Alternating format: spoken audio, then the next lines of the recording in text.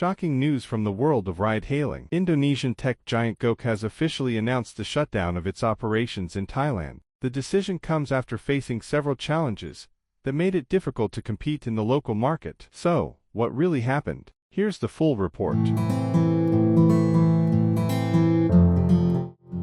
Gojek Thailand atau yang dikenal sebagai Get pertama kali diluncurkan di Thailand pada tahun 2018 sebagai bagian dari ekspansi internasional Gojek. Model bisnis yang digunakan oleh Get di Thailand mengikuti prinsip platform digital dengan layanan utama berupa ride-hailing, pengantaran makanan, pengiriman barang, dan pembayaran digital. Get berusaha untuk menjadi super app mirip dengan Gojek di Indonesia untuk menyediakan berbagai layanan dalam satu aplikasi. Di awal keberadaannya, Get menerima respon positif dengan meningkatnya adopsi layanan transportasi online di kota-kota besar seperti Bangkok. Namun, meskipun ada upaya ekspansi, Get menghadapi kompetisi yang sangat ketat dari Grab yang sudah lebih dulu menguasai pasar ride-hailing di Asia Tenggara, termasuk Thailand.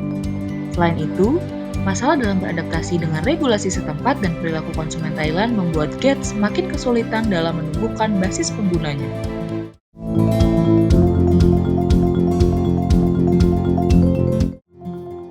Dalam aspek pemasaran, Gojek gagal melakukan riset pasar yang optimal terhadap gaya transportasi dan kebiasaan masyarakat Thailand. Bahkan menurut survei, hanya 3,6% pengguna smartphone di Thailand yang menggunakan aplikasi ride-hailing. Sebelum mengalami kegagalan, kondisi keuangan Gojek Thailand tidak pernah mencapai titik profitabilitas yang stabil, meski mendapatkan investasi besar dari berbagai sumber karena biaya ekspansinya yang besar. Ditambah lagi, biaya operasional tinggi dan persaingan yang ketat membuat Gojek harus membakar lebih banyak modal untuk bersaing dalam akuisisi pelanggan dan mitra. Dari segi operasional, adanya kesulitan dalam merekrut pengemudi, ketidakseimbangan supply dan demand, serta kurangnya inovasi menyebabkan Gojek tidak dapat bertahan di negara tersebut.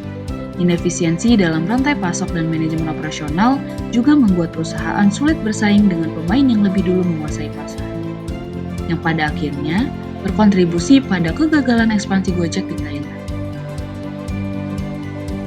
Terakhir, kegagalan Gojek di Thailand juga disebabkan oleh regulasi ketat yang membatasi operasional ride-hailing asing, seperti kewajiban SIM khusus, pendaftaran kendaraan sebagai transportasi umum, serta pembatasan area operasional pengemudi.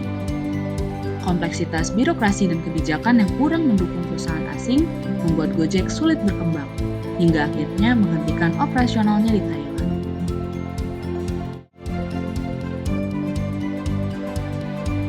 Dalam kasus penutupan Gojek di Thailand, perusahaan dapat mempertimbangkan beberapa strategi agar tetap bertahan di pasar, seperti menyesuaikan layanan dengan kebutuhan lokal untuk meningkatkan daya saing terhadap pengguna.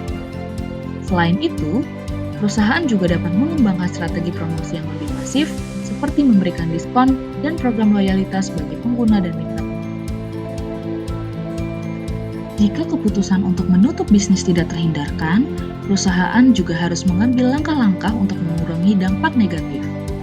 Untuk meminimalkan kerugian finansial, perusahaan dapat menjual aset kepada pihak yang masih beroperasi di industri transportasi daring.